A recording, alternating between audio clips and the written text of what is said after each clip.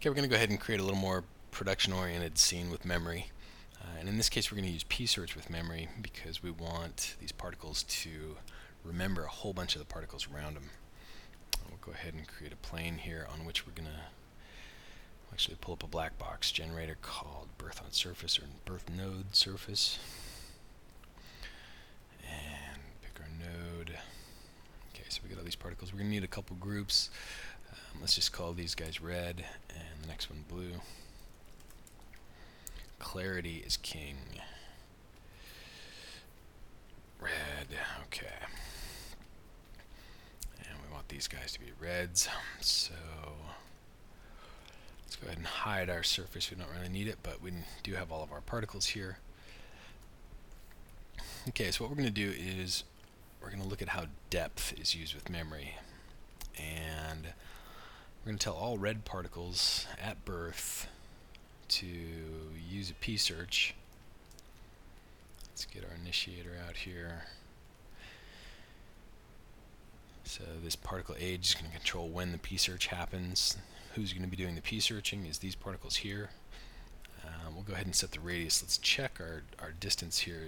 Easiest way to do that is just create a little spline and check the distance. So it's about 20 units there. So we'll go ahead and have them search a radius of 20 units. And what we want to do is we want particles to remember. We want the guys who are searching, these red particles, we want them to remember every other particle that they find.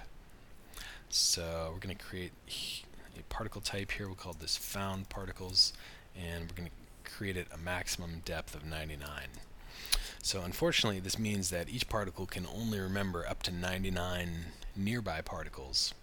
There's probably some ways around that, but here at the moment, this should be fine for this example. So let's go ahead and drag this down here. And then something else that we want to keep track of, which is going to help us later, is we want to keep track of actually how many particles each red particle finds. So we're going to store the integer, and we'll call this found count. And we only need to store one value there, so we're going to make our depth 0 just to keep things efficient. Okay, so we're also going to add that down here. So we want to take all the particles that it finds, which is the found PIDs, pipe that into the found particles. And then we also want to take the found count and put that right in there. So let's go ahead and we'll expose this found particles. Actually, let's clear that. First, we want to do a little debug and see how many each particle is roughly finding to get an idea of how many are happening here. Yeah, it would help if we tell it who we're going to search for. Okay. So actually, let's do this. Okay, so boom. So it's going to spit out a lot of numbers here because each one of these particles is doing its own searching all around. And what we get, let's see what kind of numbers we're getting at. 9, so single digits. We get somebody finds an 11, somebody finds 10, 10, 11, 11. Okay, so the maximum number is 11. This is just so we can kind of get an idea of how many each one are finding. Let's clear that debug. And in this case, let's go ahead and actually write out. We can have each particle write who he finds. And in order to kind of separate this, we're going to go ahead and also write the particle who is storing the data. So we're going to do this. We're going to step forward, we'll reset, we'll step back in order to get all those values out. Quite a few values. And let's take a look at what we get. Okay, so particle 0. Particle 0 found him, all these ones down here. And then particle 1. Particle 1 found PID 18, 31, 146, etc. So this is telling us, the particle is who's doing the searching. This found particle is capturing each one of those particles that it found. Okay, well that's all fine and good. Let's see how we use that data. So we've stored these variables and data. And we're going to go ahead, I stored these variables and data. No, I think I meant to say we store these values into variables. Let's get the search, and then we're going to go ahead and look up. Let's turn off debug for the moment. Okay, so let's have all the red particles get their memory value. First, I want to know how many you found, and then your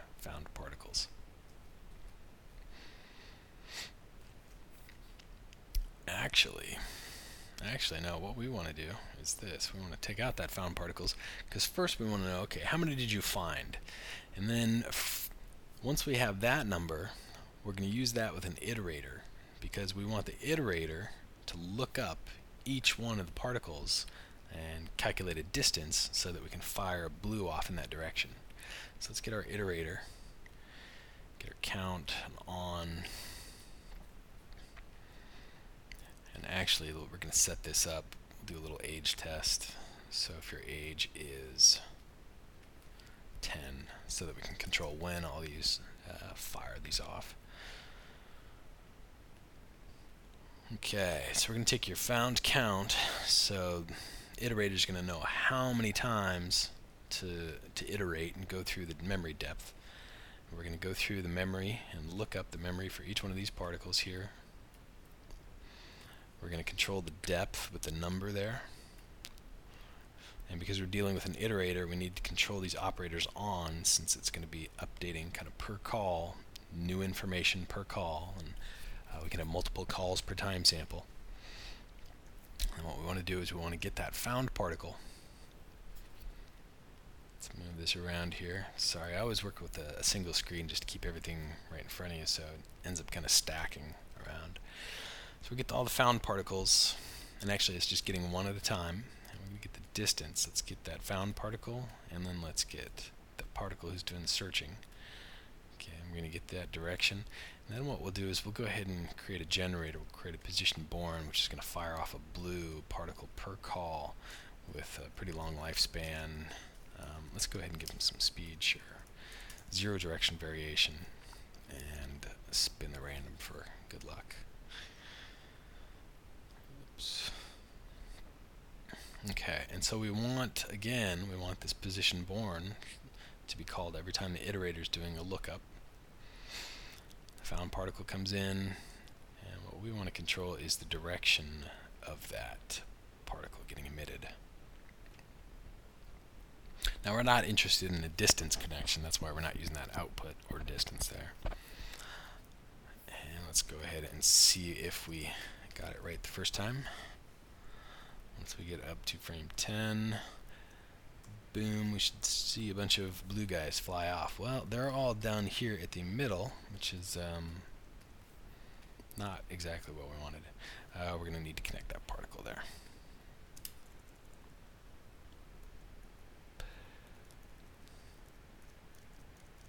Okay, so now what we're seeing is,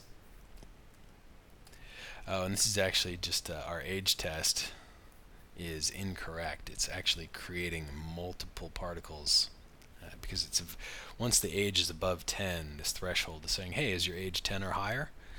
And so it's true, so what we're going to want to do is say, are you inside 10 there? You know, our blue is a little too dark, so let's go ahead and make them a little lighter. And refresh and go forward. So boom, at that, when all of them are age 10, they fire off a whole bunch, and what they're going to do, let's look down here where we can kind of easily see stuff. Okay, well, it looks like our guys are flying off in the wrong direction, so we've got our directions wired up incorrectly. So we're going to wire them backwards like this, so that will give us the correct direction towards something and not away. And so this kind of shows us, hey, each of these guys has found nearby people, nearby particles. Go ahead and shoot something off in their direction. Yeah, and you know what? Let's make this even a little more interesting. Let's do this. What kind of distances are we looking at here? So this is pretty small. This is distance of 1.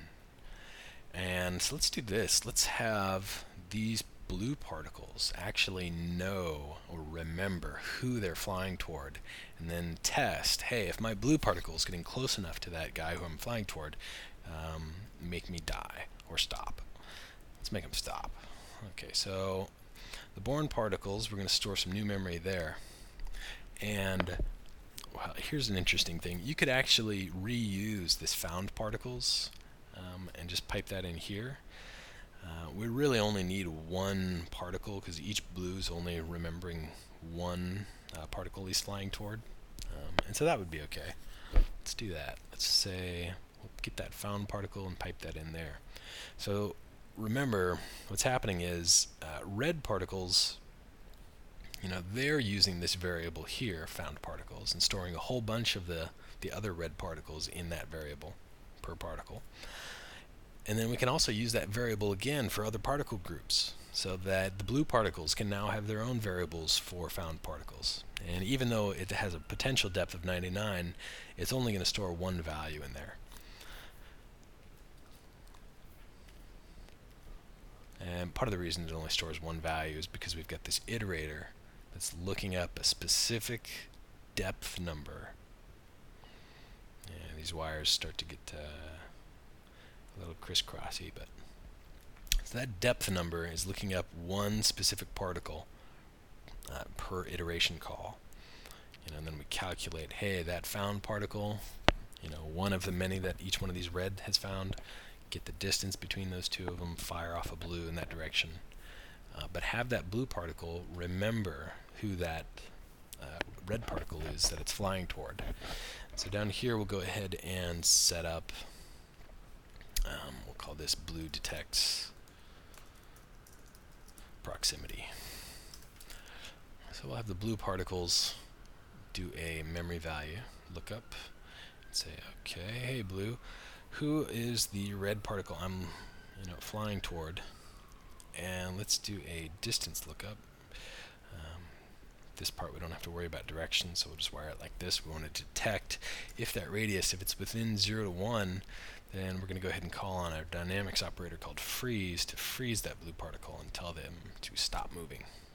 And we'll set that freeze value to 100. Okay, so let's see what happens. I guess we got that view right here, it's fine. Now some of these reds are a little too close together, so let's actually stir it up. Is that not on? Okay. Oh, so our surface position is going to be what controls the kind of distribution there. And they're still pretty close.